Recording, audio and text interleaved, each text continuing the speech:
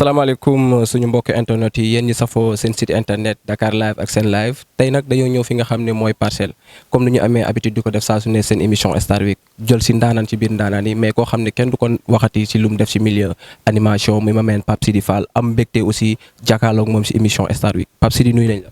maa ngi lay fay Pape Ndene maa ngi lay nuyu di nuyu sa internet yëpp buñ ñuy seetaan yor nañu tablette mbaa téléphone mbala ordinateur di ñu seetaan parce que boo amul internet doo seetaan Dakar live waa Dakar live ah collection yi ngeen di jeexal aussi bëri na maa ngi leen di nuyuwaale ak équipe technique bi nga àndal yëpp sama gars yi one love.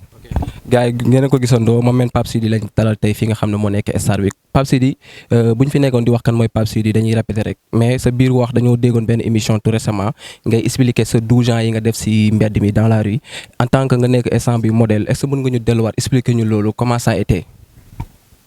fan laa dëkk ci Kaolack yow mi dëkk Kaolack.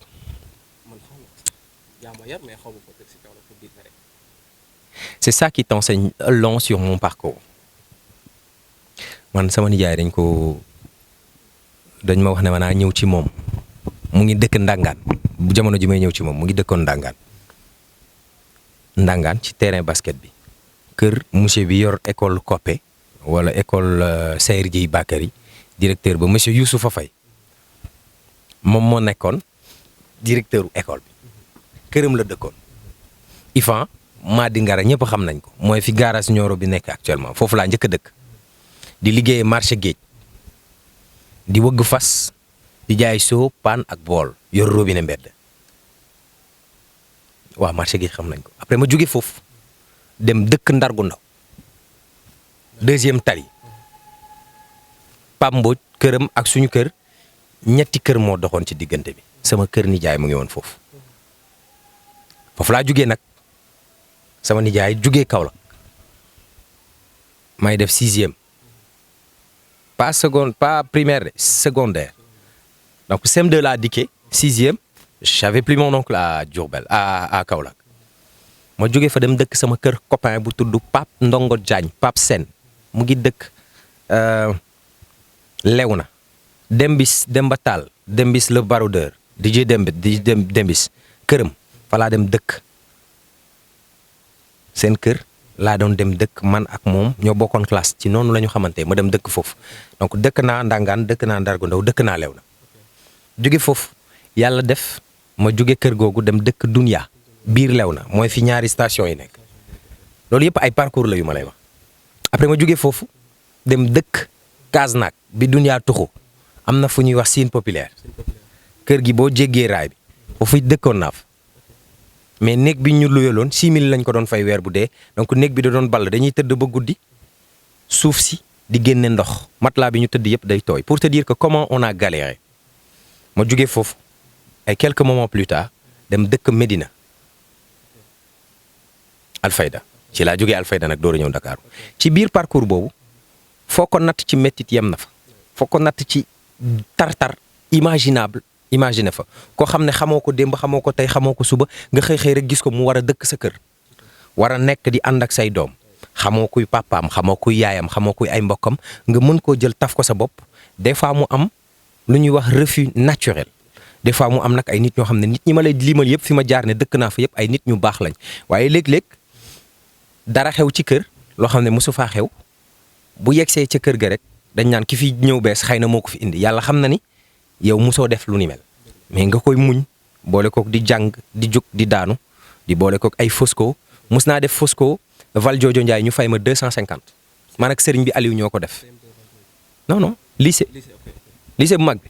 mus naa ko animé ba pare man ak sëriñ bi Aliou ñu jox ñu 60 000 mu ànd ak moom ba seen kër ama seen kër ak Val Jojo ñoo denn ba pare mu jox ma 250 francs juróom fukk mais maire bi doon jaay boulet ci cinéma bi boobu maa ngi dëkk Dunya maire bi doon jaay boulet ci cinéma bi dama koy roloon fanweer te pour ma reer il faut que ma fay maire bi tey pour mun ko leb suba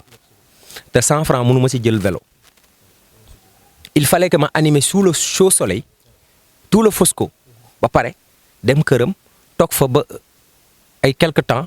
ma génn dox ba lycée Valdiodio ma dam mu jël kër sëñ Cheikhou Ndiaye Baye Fall bi génnee ji armeeru Léona yi door a génnee ji waat Immaculée door a jàdd yegg Dunya chaise Salif Ba li ma lay wax ni boo dëkkul Kaolack doo ko xam mais c'est c'est un circuit très long surtout 14h 15h naaju Kaolack bi tàng jër ngay njaab ñi nga animé loon seen Fosco ñu kontaan naan gaan bi il est bien nangam gis la ngay dox grand da ngay dox da ne la non dama am ku may seet fii rek mais sagu suturlu muñ metti nga koy muñ boo dikkee dem fay maire boulet 150 mu lebalaat la loo reere nga jël 100 francs yi yàlla xam na mais ouverture Fosco boobu balaa muy amaat déwén la comment tu fais pour vivre des fois da ngay toog ñaar wala ñetti fan doo am loo lekk des fois oustas yi ngay jël technique vendredi ba vendredi kii da lay may 100 francs kii may la 200 nga jël loolu kolo des fois nga gis benn pakala bu la yónni si oma yi nga dajeeg benn grand sayer coiffeur te mu nekkoon ci atelier ñoom bose ba mu may la benn 200 nga dajale am loo lekk des fois da ngay sonn lool.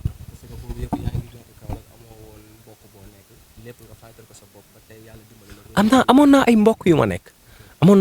yu ma nekk mais bon am na loo xam ne boo ko defee ba yàlla may la ko boo ko waxee rek dafay mel ne da ngay ñaawal mais dafa am fu ñu jaar quoi man ak sama mbokk yooyu dañu lay wax ne la du ñëpp am na ci ñoo xam ne dañ naan la da ngay bon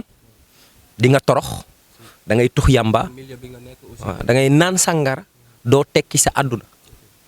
après léegi loolu du nekk lu bon boo dee nit ku xaw a am dara da nga naan lii defi la musuma tux yàmba musuma naan sàngara musuma sàcc musuma fen gel pour ay wax naa la fekk pour iri la quoi pour affaire loolu ñëpp a koy def quoi ñun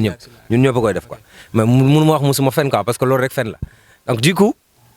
pour te dire que le parcours n'a pas été vraiment facile ça a été parsemé d'embûches bëri woon na ay ndëgg sërëx bëri woon na ay pièges bëri woon na ay musiba mais nga góorgóorlu rek ba yàlla génne la ci. faaw nga gëm ko ba percer comme li nga wax noonu 12 ans yëpp nga galéré mais nga gëm sa bopp am li ñu naan confiance en soi bi léegi après loolu yëpp ñu gis nañ la nga jógee Alfayda ñëw fi nga xam ne mooy 2S. non du 12 ans yëpp laa galéré. waaw ok balaa ñuy stigmatiser Kaolack aussi. man de 2004 en 2009. waaye de 2004 en 2009 maa ngi Dunia. ñaata la loolu 2004 2009 ñaata la naar. 2004 2009 5 ans la non defe na Dunia def naa fa 6 ans en fait kon est-ce que du 2003 Dunia 6 ans laa fa def musuñ maa fay musuma am salaire. dama doon jàng di def émission ba mu yàgg ma bàyyi émission bi ñëw ma bàyyi jàng bi ñu dàq ma ba. ma defee BFM ba am premier échec ñu ne ma demal nga jàngi vacances yi jeex ma dem ne damay def candidat libre Seck Faye laa defee sama deuxième parcours. mais bi lépp jeexee ba mu leer ma ni wax dëgg yàlla man lii dama ciy sonn mais c'est pas ma passion dinaa jàng li ma bëgg parce que jàng moom àdduna du jàng ay l'histoire du Sénégal tey géographie bu ñuy laajte ci école yi comprendre ma ko mais je peux te dire dëkk boo jugee dëkk ban moo ci topp biir Sénégal ba mu jeex je peux te parler du monde comme je le maîtrise comme la paume de ma main parce que je voyage un peu alhamdulilah pour te dire que jàng du wees bu kenn néewal doole njàng li ñuy jàng am na solo baax na. Pour les plus téméraires d'entre vous, vous comprendrez. Mais li ma nekk Dunia yëpp mosuñ maa fay juróomi dërëm maay technicien wu rajo bi bon Paul moo nekkoon technicien bi mais man maa nekk en parenthème moom bu amee affaire ay journal affaire yooyu mooy ñëw jël ko publicité buy jàll man maay dem jàllale ko bu amee émission bu gudd émission 2 heures de temps 3 heures man maay dem jël technique émission bi man maay defar publicité voix man maay defar publicité yi. man maay dem outil koppar ci commerçant yi man maay romb bu benn gaañ bu am benn place bu nice ma ñëw jël sa carte de visite defaral la benn publicité bind ko ba mu nice defaral la publicité enregistré la ko ci CD mu coûté ma 300 ma ñëw proposer la CD bi boo bëggee nga jënd ko 5000 ma am lu ma lekk boo bëggee aussi ñu jàllale ko ci rajo bi nga fay 50 000 ñu jàllaleel la ko noonu laa doon def quoi j'étais en même temps agent commercial en même temps j'étais animateur donc ça m'a forgé à devenir ce que je suis devenu aujourd'hui su ma bëggee defar sama publicité man maay dugg ci sama home studio defaral ko sama bopp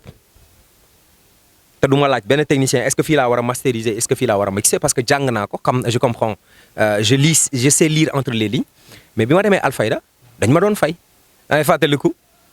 Libaas Mbaye mu ngi ma doon wax ne ma xam nañ liñ lay fay Dunia léegi ñun dinañ la fay 45000 dinañ la doubler sa salaire daal fay la 40. moom Libaas waxoon loolu quoi. waaw moom xam naa dafa foogoon ne dañ may fay ay 20000 ay 30000 la foogoon lañ may fay mu ne ma nañ la doubler sa salaire defal la ko 45000 ma kontaan ci lool parce que ñoom ñoo ma joxoon fi ma dëkk. ñoom maa ngi dëkkoon ci biir Alfayda moom moo tax ma dëkk Medina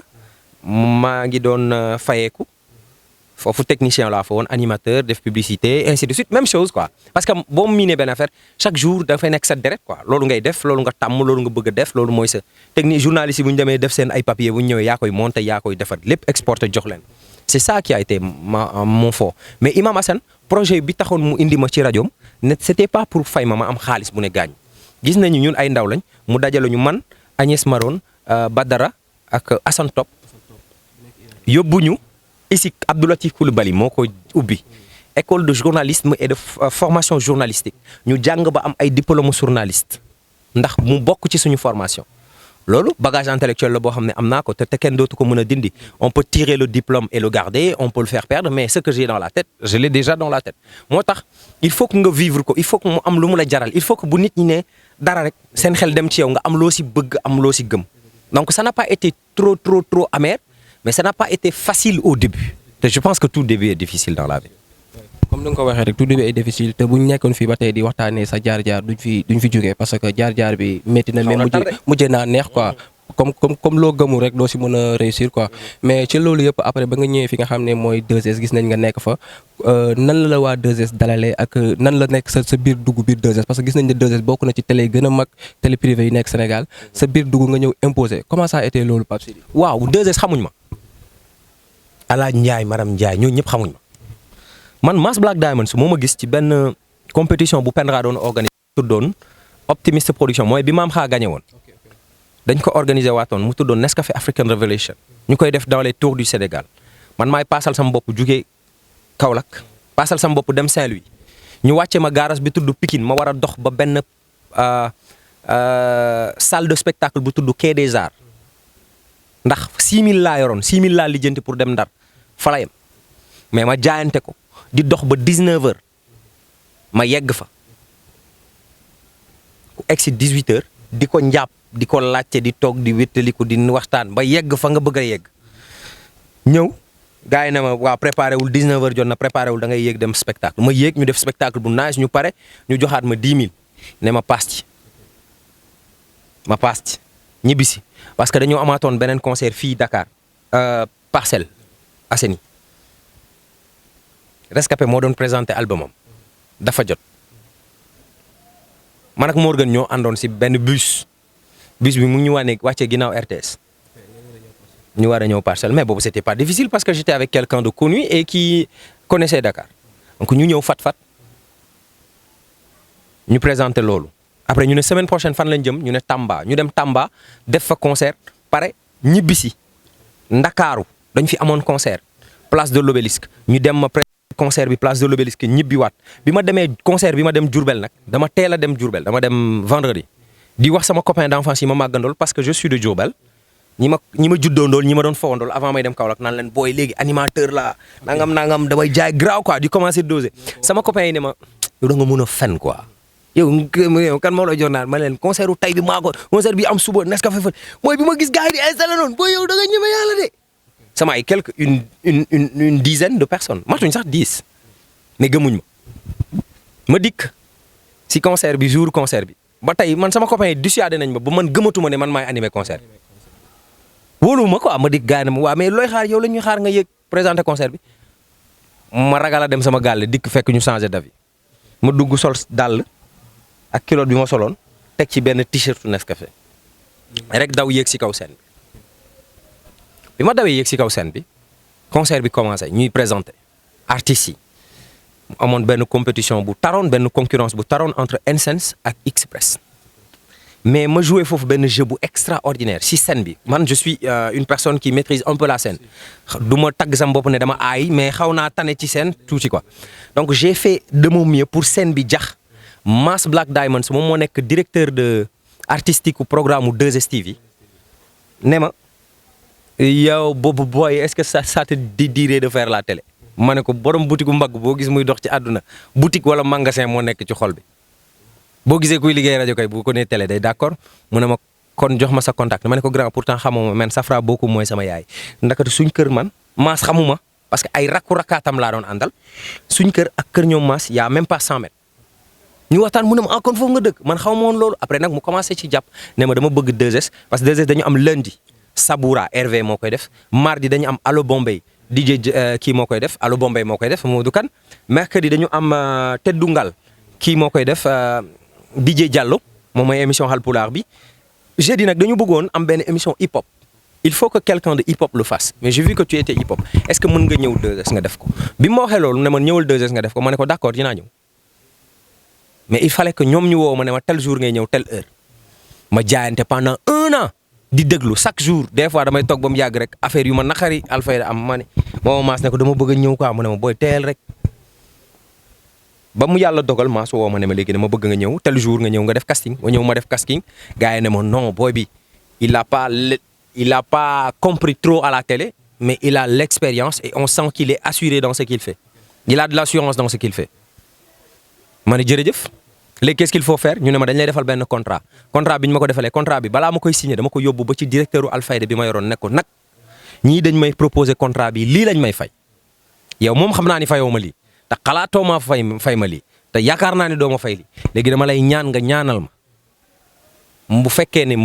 na am naa ci sa waaw ak sa ndigal nga ñaanal ma dem mu ne ma am nga ci sama waaw am nga sama ndigal ñaanal ma jël samay bagage ñëw Ndakaaru bi ma ñëwee Ndakaaru ñu ne ma léegi pour nga dem ci télé bi il faut nga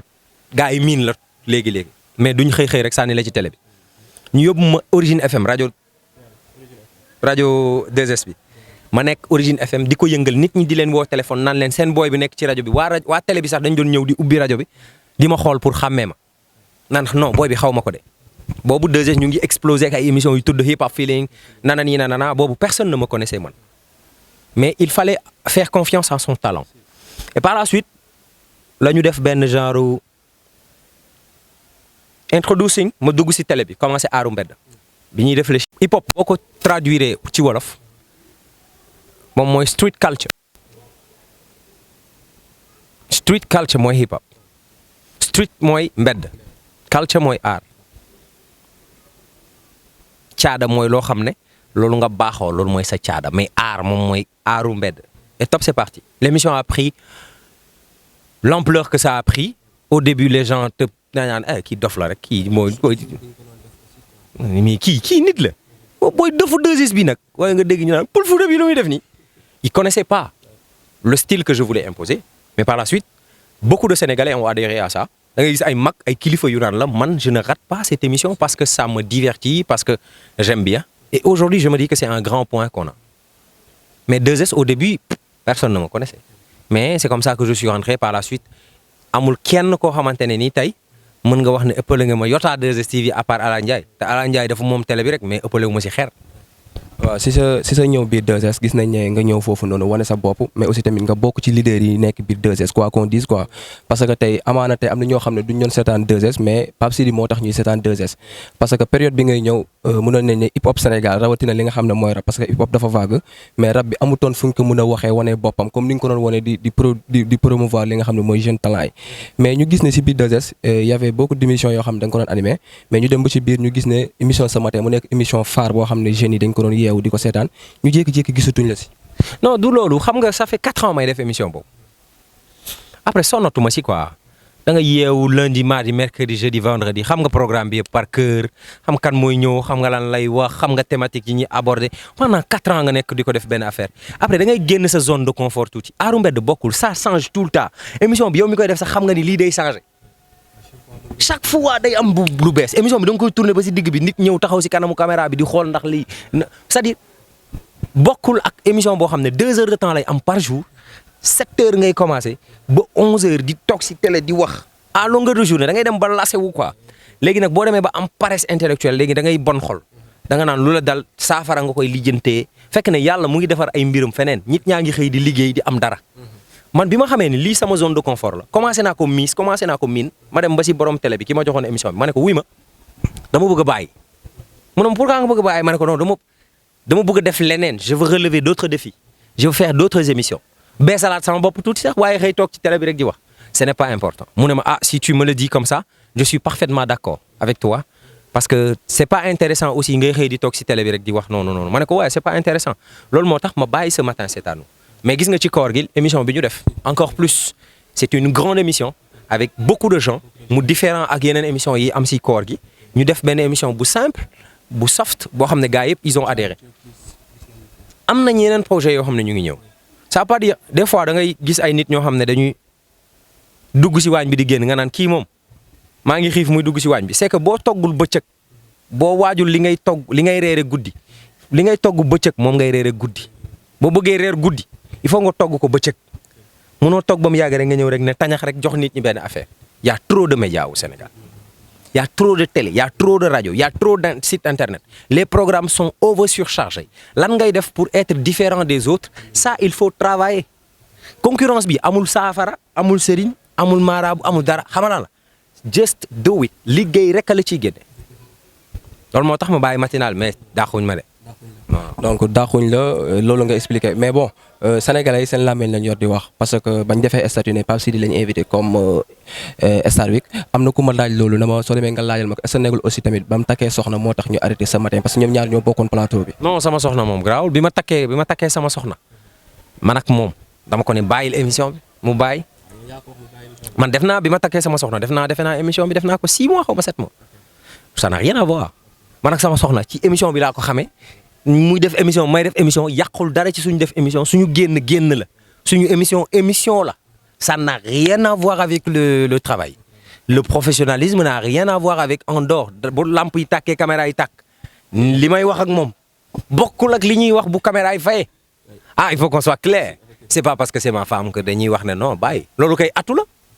nga am sa personnel boo xamante ne ñoom ñëpp voilà ils s'aiment au lieu de se détester ils s'aiment donc c'est un atout pour les chefs d'entreprise. mais sa biir wax yaa ngi wax côté concurrent bi ñu gis ne bon j'assume mes paroles li may wax tamit dama ko ragalu ma ko quoi aussi sa directeur gis nañ ne moom du wujj ak benn télé moom télé bu nekk du bëgg a nekk ak moom juste élément am ay 2S la ñuy nekk parce que moom day prôné li nga xam ne mooy leadership sa ñëw biir iRadio dégg naa si biir benn site internet nga wax ne da nga fa dem pour jàppale en tant que Boubs li mu gëm moo tax nga jàppale ko mais loolu El Hadj Ndiaye nan la ko gisee te gis nañ tamit iRadio indi nañ seen télé est-ce que tamit Pape Sidi mënuñ la xaar nga dem iRadio. iRadio maa ngi fa ba pare man dinañ ma xaar ma dem iRadio ndax maa ngi iRadio ITV saytaane nga question de saytaane nga ma posé noonu. non mais attends bi may dem iRadio dama dem si Ala Ndiaye non dew ma si Ala Ndiaye madame Ndiaye mooy sama directrice Ala Ndiaye sama copain la dama dem si madame Ndiaye ne ko maam dama bëgg a dem jàppale Boubs parce que dafa ubbi rajo te dégg naa ne moom rajo bi je l'ai appelé il a confirmé donc je vais lui apporter mon soutien mbër am na rajo politicien am na rajo sëriñ am na rajo pour la première fois ma dégg animateur bu nekk si musique bu am rajo faaw ma dem ma jàppale ko ndax man bu fekkoon maa nekk si position Boubs bëgg naa ko ñëw jàppale ma man j'ai été avec Aladji Man j'ai été à Origine FM rajo yi may dem yëpp par conviction la du xaalis moom mooy yóbbu si rajo bi bu fekkoon rajo bi dama fay dem parce que dama bëgg xaalis am na rajo yoo xam ne pare nañ pour fay la xaalis bu dul jeex mais bu fekkee ne da nga dem ci Aladji Man pourquoi fayuma musuma fay juróomi dërëm damay dem pour jàppale ko maay taal sama oto def si essence dem liggéeyal ko pare wàcc dil samay bagage ñibbi dama gëm projet wam dama koy jàppale ma demee ba xam ne man ak moom am na ay points yoo xam ne d'accorduñ ci dama bàyyi de la plus belle manière mu nekk sama grand ma nekk booyam ma respecté ko loolu respecté jabaram ak ay doomam Boubs su lancé projet ma ne ko je vais t'accompagner je vais t'aider mais loolu kan moo lay wax déedéet bul dem parce que mis à part 2S il m'exploite pour la télé il ne m'exploite pas pour la radio amoon nañ rajo Origine FM mais kenn mësuma woon fay foofu aussi dama fa doon dem pour la forme corps ba corps laa fa doon dem déjà Boldof laa fa doon dem te Boldof mu fa doon dem c'était pour ñu ngi nodd Macky Sall def na loolu dem non loolu mooy diilu iRadio bi en fait mais quant à nag jamay dem ITV ou pas yàlla rek a xam li ci kanam rawuli bët. gars yéen a ko déggandoo lu ci kanam rawuli bët mais ba tey la ñuy waxtaanee nag si li nga xam ne moo nekk côté hip hop bi parce que gis nañ ne rap bi bon du ma wax hip hop parce que hip hop boo ko waxee da ngay englobé li nga xam ne mooy graffiti big make yooyu yëpp mais côté rap bi laay wax parce que ci côté rap bi yow li ngay liggéey ci hip hop bi kenn natable wu ko mais bon artistes yi ces temps yi gis nañ ne ñoom ñooy tëggal seen bopp bu ñu tëggul seen bopp benn promoteur du leen tëggal te gis nañ ne Dakar li muy def ci concert yeneen régions yi di ko def te bu njëkk ba gisoon nañ ne yow surtout yow sax yaa ko doon dem di ko présenter lan mooy problème bi lan la côté marketing la wala lu xew. du côté marketing côté de revenu la xam bu fekkee da nga investir fenn 1 million wala 2 millions boo ci bëggee amaat 2 millions de bénéfice net te amul samba mbayaan amul parrainage amul organisation le public ne follow pas back donc si les artistes ne prennent pas leurs responsabilités pour job si nekk ay propre entrepreneur nekk seen ay propre agent de marketing du mun yomb il faut que les sponsors viennent aussi en aide aux jeunes du Sénégal parce que mënuma comprendre nga nekk ci dëkk bu mel ne Sénégal sa produit fii lañ koy consommer fii lañ koy jëndee nga ni doo accompagner ñi koy jënd te bu artistes yu jógee bitim réew ngeen def ci ay milliards wala ay millions yu dul jeex donc il faut que les partenaires les sponsors aident les jeunes ñu mun def seen liggéey dans les règles de l'art parce que benn rappeur boo gis mu ngi faire vivre plus d'une centaine de personnes derrière lui donc nañ leen gën a jàppale mais je pense que c'est une bonne chose de les pousser vers l'entrepreneuriat te ñu ngi koy def et j'ai vu que l'État du Sénégal aussi les accompagnait mais xaalis boobu État bu Sénégal di def ci hip hop bi dafa mel ne yàq la quoi dafa mel ne gasax la parce que parparloo daf cee am voilà daf ci parparloo daf ci am maay diwu daf ci am donc Macky Sall il pense qu'il est en train de rendre service au hip hop alors que yëgul ne wax dëgg yàlla benn ruq ci hip hop bi rek ñoom ñooy jëriñoo loolu et puis bii bukki bii njuur bi sàmba ñoom seen biir la ñoo koy lekkandoo seen biir ñi nekk ci hip hop bi da ngay gis koo xam ne musul événement musul def dara ñu jox ko xaalis bu dul jeex ne dafay def structuration ay kasaw ay naxa saxandang ay yëfi caaxaan rek ci culture urbaine bi donc wax naa ko ba sonn ma ni bu mujj gi ma ni grawut en tant que porteur de voix comme ni nga ko waxee te sénégalais ñëpp lay déglu te quoi qu'on dise tamit Macky Sall xam na ne Pape Sidi Fall am na Sénégal pourquoi pas mënoo bind lettre demande président nga toog waxtaanum en tant que sénégalais lambda mais aussi tamit nekk ki nga xam ne yaay waxal ñi nga xam ne mënuñ wax li fa xew. non grawul je me dis que c'est pas la peine non xaalis boobu noonu c'est-à-dire dañ naan la da ngay structuré wu c'est-à-dire dafa mel ne nga dem yor xaalis boo xam ne da nga koy jox nappkat yi nga dem Bargny fekk paa yi toog ci tefes gi ñu ne la ñoom am nañ kayit nappkat nga jox leen gilet de sauvetage ñoom ñu jël ci le gilet de sauvetage yi toog ci buntu tefes gi ñii dem géej nga ni doo leen jox parce que nga ni non il faut nga am kayit bi il faut nga am kayit B il faut nga am kayit B il faut qu'on arrête le hip-hop a toujours été un mouvement d'anticonformisme boobu hip hop bi nekk nag dafa am ñoo xamante ne ni dañu dem uti ay papier association monter ko ay structure wax ay formation de naka sa xandang ñu jox leen ay 20 millions ay 10 millions ay 15 millions ñu dóor ko 2 jours def ay rapports yu faramineux def ay rapports yu extraordinaire ñoo xam ne après dañuy taxaw di clash politiciens yi te li politiciens yi di def ñoom ñu ngi def pire. donc boo demee ba mu yàgg dafay mel ne da nga am kenn koo si amal dans sax moom ngay dénoncer wala moom ngay jéem a toroxal wala moom ngay jéem a nangam Sénégal xam nañ ñu mu demee moo tax ma ni à un moment donné bàyyi mu sedd quoi parce que jarul loolu parce que boo ci poussé di nga ci gaañ wala nga toroxal ci kenn koo xamante ne ni xëy na loolu rek la yaakaar année ba année loolu rek la yaakaar pour dund te booy macha allah ñu ngi def seen ay événement di si génne xaalis ñu ngi leen di woo di leen fay ay cachet ñuy dem si school yi di tëgg di am xaalis donc c'est pas la peine de se fatiguer pour un oui pour un non. donc moo tax ma bàyyi mu sedd par exemple le fonds des cultures urbaines première année bi 300 millions la ñu jox 200 millions la ñu joxe 100 millions bi des kenn xamul fu mu dugg ba tey ji may wax ak yow bi ci topp ñu def ko 600 millions 600 millions yi kenn mënu laa wax ne la 600 millions yi fii la jaar fii la jóge fii la yegsi amul traçabilité ñooy buur ñooy bummi ñooy chef ñooy patron ñooy def lépp boo waxee ñu ne la non toi tu n'as pas compris on va t'expliquer dañ la expliquer li ñuy expliquer yëpp ay kasaw la billaay walaay talay mais loolu tamit est-ce que gisoo tamit aussi artistes yi ñu fay yóbbu ñu fay jouer ñoom aussi tamit ñoo war a dénoncer loolu parce que tamit mel na ne ñoom tamit ci business bi lañ bokk xam nga boo nekkee xale di lekk ci bool dañ naan la kenn boo nekkee ci bool di lekk kenn du wax non boo nekkee ci xale di nekk ci bool di lekk sax dañ naan la booy lekk ci bool da nga war a noppi ba lekk ba noppi tant qu'ils sont en train de manger ils ne diront rien moo tax man bëgguma laal xaalis boobu mbaa laal lu ko jege. parce que bu ma ci laalee rek dinañ ne Pape Sidi on a fermé sa gueule dafa am benn rappeur bu ma musoon wax ñii di wax ñëpp on va fermer leur gueule dajale ay quelques rappeurs jox leen ay 1 million 500 ay 2 millions pour seen ay événements. si.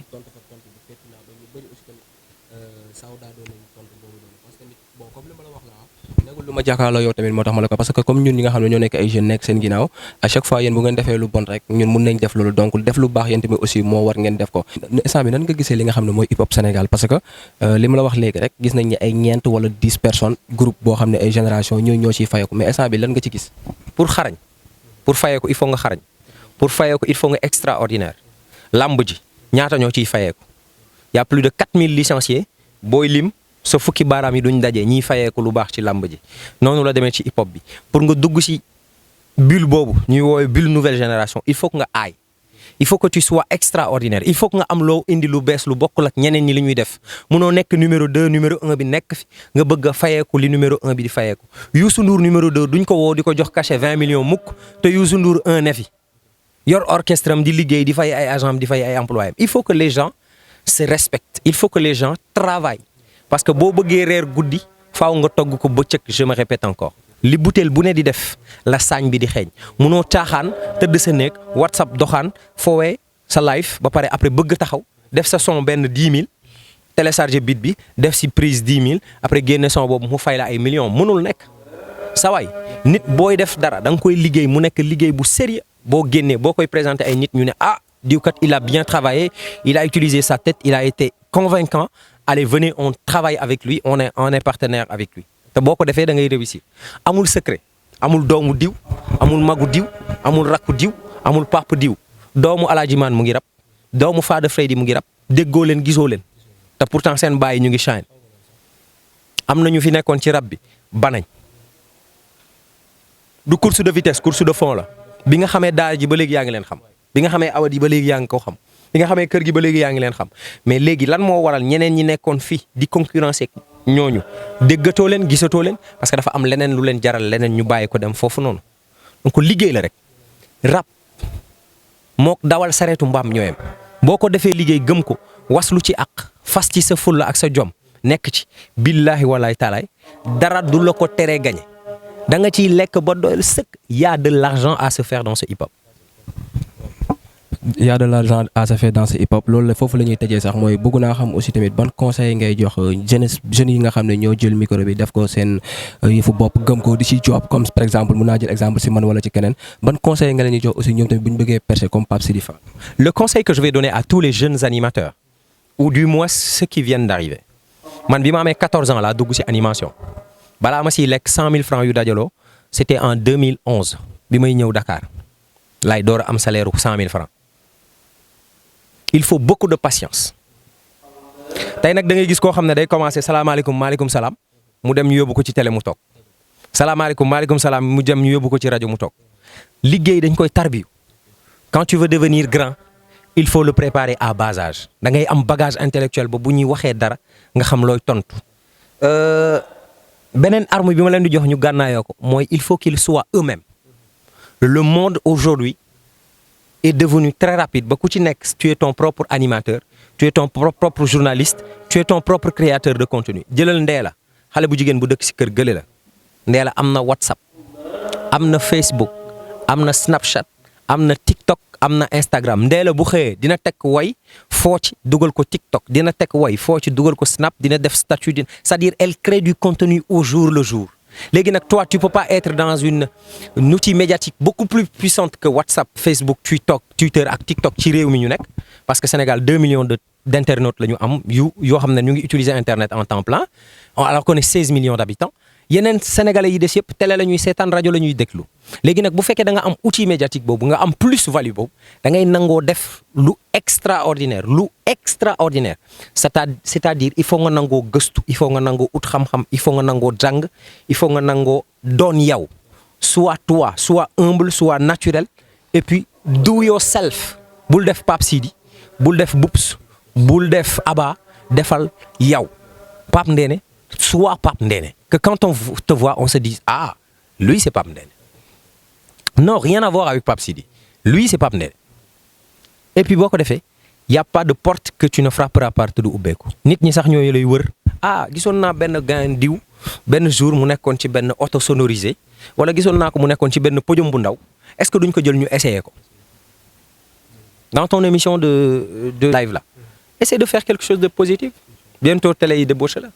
parce qu'il y a trop de télé au Sénégal pour chaque télé au minimum il faut 26 animateurs minimum pour mu mën a correct animateur religieuse animateur culturel animateur musical mën nga ci bokk y a combien de télé au Sénégal y a combien de sites internet au Sénégal y a combien de radios au Sénégal il faut réfléchir en fonction de l'algorithme boo duggee Facebook cette